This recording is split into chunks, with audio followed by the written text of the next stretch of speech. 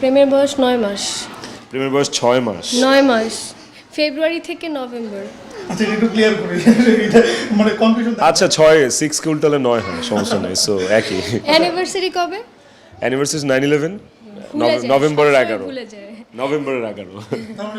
নভেম্বরের 11 না, নভেম্বরের 9। নভেম্বরের 9, সরি।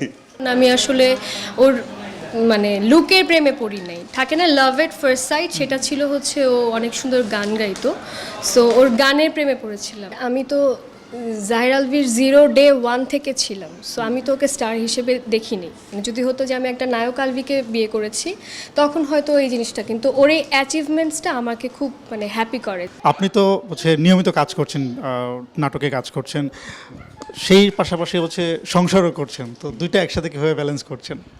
যে রাধে সে চুলো বাঁধে আমার কাছে মনে হয়। সো কাজের জায়গায়, সংসারের জায়গায় আমি নিজেকে খুব ভালো ব্যালেন্সার মনে করি। আমি খুব ব্যালেন্স করে চলতে পারি লাইফে। সো আমার কাছে মনে হয় যে ইটস গুড যদি ব্যালেন্স করা যায়। ভাবির সাথে পরিচয় বা আপনাদের মন দেওয়া নেওয়া এটা কখন কিভাবে একটু জানতে চাই। ছোটবেলায় ছিল, লাইক ইট ওয়াজ ইন 2010, যখন আমাদের দুজনের বয়সী অলমোস্ট কাছাকাছি ছিল, 18-19 ছিল। বলা যায়। সো ওই প্রেমটাকেই আমরা এত দূর পর্যন্ত নিয়ে আসছি আপনাদের দয়ায়। তাহলে আমি যদি জানতে চাই স্পেসিফিকলি যে আপনাদের প্রেমের বয়স কত, মানে আপনাদের যে প্রেমটা সেটার বয়স কত এক্স্যাক্ট? প্রেমের বয়স 6 মাস আর বিয়ের বয়স 13 বছর অলমোস্ট। ভুল বলছো, প্রেমের বয়স 9 মাস। প্রেমের বয়স 6 মাস। 9 মাস, ফেব্রুয়ারি থেকে নভেম্বর। আচ্ছা এটা একটু ক্লিয়ার করি এটা মানে কনফিউশন। আচ্ছা 6 কে উল্টালে 9 হয়, সমস্যা নেই, সো একই। অ্যানিভার্সারি কবে? অ্যানিভার্সারি 9/11 ভুলে যায়, নভেম্বরের সবসময় 11। ভুলে যায়। নভেম্বরের 11। নভেম্বরের 11 না, নভেম্বরের 9। নভেম্বরের 9, সরি।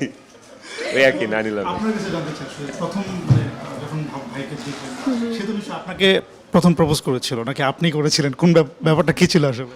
ব্যাপারটা দুই সাইড থেকেই ছিল।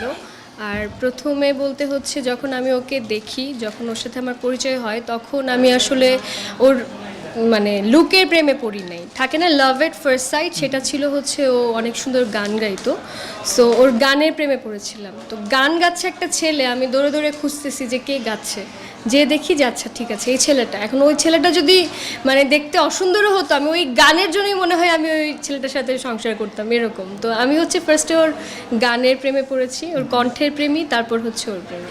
আচ্ছা যখন মানে প্রপোজটা কে আগে করেছিল, ভাই আগে করেছিল না আপনি করেছিলেন? এটা প্রপোজটা বলতে হচ্ছে যে আমি ওকে পছন্দ করতাম, এটা হচ্ছে ওকে জানাই, তারপরে হচ্ছে অফিসিয়ালি আবার ও প্রপোজ করে আমাকে। আচ্ছা এখন তো সে হচ্ছে মানে স্টার, অনেক নায়িকার সাথে কাজ করে, সামহাও কি আপনার কোনো ধরনের কখনো জেলাস ফিল হয় যে নায়িকাদের সাথে কাজ করছে? গরি খান যে উত্তরটা দেয় আমিও সেই উত্তরটাই দিব। জেলাস ফিলের কোনো জায়গাই নেই, কারণ ওটা হচ্ছে অন স্ক্রিন আর off screen and all over the world is mine. আর ওটা হচ্ছে প্রফেশন। আমি উল্টা আরও বলি যে এই সিনটা আরও সুন্দর করে করতে পারতাম, এই রোমান্টিক সিনটাতে হচ্ছে এই জিনিসটা একটু মিসিং ছিল। সো এটা হচ্ছে স্ক্রিনে যেটা হয় সেটা স্ক্রিনেই হয়, সেটা তো আর বাইরে হয় না। পর্দার জাহির আলভী আর বাস্তব জীবনের জাহির আলভী কেমন, পার্থক্য কতটুকু? পর্দার জাহির আলভী তো অনেক ডিফারেন্ট ক্যারেক্টার, আর বাস্তবের জাহির আলভী হচ্ছে অনেক ভালো একটা মানুষ, ভালো কেয়ারিং একটা husband, and the best thing about him সেটা হচ্ছে যে যেটা রাইট সেটা রাইট, যেটা রং সেটা রং। ভাইয়ের দুইটা সিক্রেট বলবেন যেটা আসলে মানে অডিয়েন্স কখনোই জানে না, মানে এমন কোনো বিষয় আছে কিনা যেটা বলা যায়? এরকম সিক্রেট আমিও জানি না যেটা অডিয়েন্স জানে না। দুইটা সিক্রেট। সে কি অনেক রাগী, কিংবা কে রাগ করে বেশি, কে রাগ ভাঙায়, এই বিষয়গুলো একটু জানতে চাই। সিক্রেট যদি বলি যে ওর মানে বাইরে দিয়ে ও অনেক স্ট্রং, বাট ভিতর দিয়ে ও হচ্ছে অনেক নরম একটা মানুষ। উপর দিয়ে খুবই স্ট্রং, বাট ওর হার্টটা হচ্ছে একদম বাচ্চা মানুষের মতো নরম। এটা হচ্ছে একটা সিক্রেট। আরেকটা কি? আরেকটা হচ্ছে আমি আমার সিক্রেট কিভাবে বলবো? আচ্ছা সিক্রেট বলতে হবে না, আপনি রোমান্টিসিজম নিয়ে একটু জানতে চাই আসলে।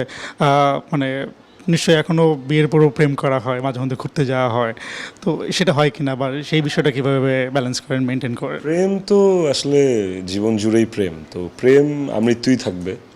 এইটা কোনো সমস্যা না। আর ঘোরাঘুরি, টাইম পাস, মুভি দেখা বা একসাথে টাইম স্পেন্ড করা, এগুলো হরহামেশাই হয়। তো প্রেমের দিক থেকে ঘাটতি নাই, যেটা হয় যে বাস্তবতা মাঝে মাঝে অনেক কিছু থেকে দূরে রাখে, সময় কমিয়ে ফেলে জীবন থেকে, রিয়েলিটি। সো এইটা আমরা ব্যালেন্স করে নিই, তাই না?